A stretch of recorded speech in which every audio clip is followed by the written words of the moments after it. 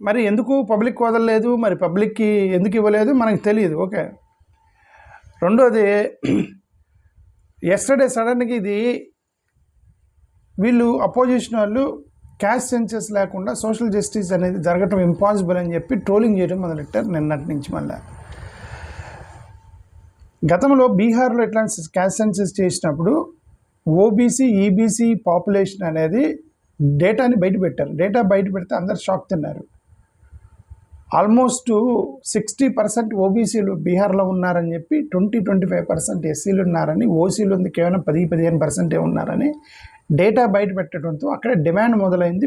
మా డేటా మా ప్రజలు ఎక్కువ ఉంటే మీకు ఎందుకు 27% ఏంటి, ఇది అన్యాయం కదా అని చెప్పేసి గొడవ మొదలెట్టారు బీహార్లో. ఆ రోజు నుంచి వీళ్ళు భయపడుతున్నారు ఓబీసీ డేటా బయట పెడతానికి. ఎస్సీ ఎస్టీలు డేటా 100% పెట్టాలి, ఎందుకంటే అది కాన్స్టిట్యూషనల్ అదే డేటా. అది ఓబీసీల దగ్గర ఇప్పుడు గొడవ. ఓకే, వాటికి రిజర్వేషన్స్కి లింక్ చేస్తారేమో, ఫ్యూచర్ పాలసీస్కి లింక్ చేస్తారు. మరి 50% క్యాప్ ఉంది, ఆ క్యాప్ని వాళ్ళు ఎప్పుడో క్రాస్ చేసి వెళ్ళిపోయారు బయటికి. మరి మాకెందుకు డిస్క్రిమినేషన్ జరిగిద్ది అని చెప్పి ఎంత ఓబీసీలు గొడవ చేస్తారు. అందుకని వీళ్ళు కావాలని తొక్కు పెడుతున్నారేమో అని వీళ్ళకి అనుమానం వచ్చింది. అందుకని నిన్నటి నుంచి మళ్ళీ మొదలెట్టారు మీరు క్యాస్ట్ సెన్సస్ చేయాల్సిందే అని. ఎలక్షన్ సైకిల్ పాలిటిక్స్ అలాగే చేస్తారు. ఇప్పుడు ఎలక్షన్ టైం కదా, ఎలక్షన్ సైకిల్ పాలిటిక్స్ అలా చేస్తారు. ఇప్పుడు అక్కడక్కడ మేజర్ ఎలక్షన్స్ ఉన్నాయి, west Bengal plus Tamil Nadu.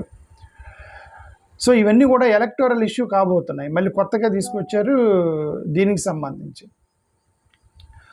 So sudden debate అనేది వీళ్ళు సడన్గా పట్టుకొచ్చారు. సో అది సంగతి. ఏదేమైనా నా ఉద్దేశం ఏంటంటే, క్యాస్ట్ సెన్సెస్ చేసి జనాభా ప్రాతిపదికన ఏ క్యాస్ట్ వాళ్ళు ఎంతమంది ఉన్నారో చూసి వాళ్ళకి అప్లిఫ్ట్మెంట్ ప్రోగ్రామ్స్, రిజర్వేషన్స్ కల్పించాలని నేను ఏదో కోరుకుంటున్నా.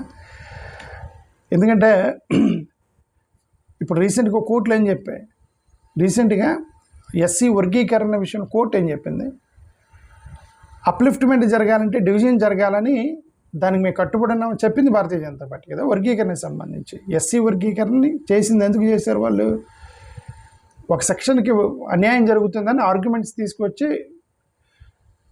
అక్కడ కోర్టుల్ని మరి కోర్టులో ఉంటే మరి మోడీ గారు ఏం చేశారు మాకు తెలియదు. మరి మందకృష్ణ మాదిగ గారు కంటిన్యూస్గా చెప్తా ఉన్నారు ఆయన చేశారు. But how Modi influenced court మనకు తెలియదు. Okay, but what ever BJP దానికి కట్టుబడి ఉంది కదా, ఏమని డివిజన్ జరిగితే డెవలప్మెంట్ జరిగిద్దని. మరి that happens to the schedule caste and then it should happen even to the backward communities. కాబట్టి క్యాస్ట్ సెన్సస్ చేసి అందరికీ వాళ్ళ యొక్క దామాసా ప్రాతిపదికన వాళ్ళ రిజర్వేషన్స్ ఇస్తే డెవలప్మెంట్ జరుగుతుంది అనేది నాకు కూడా అనిపిస్తుంది. అది థ్యాంక్ యూ, నమస్కారం.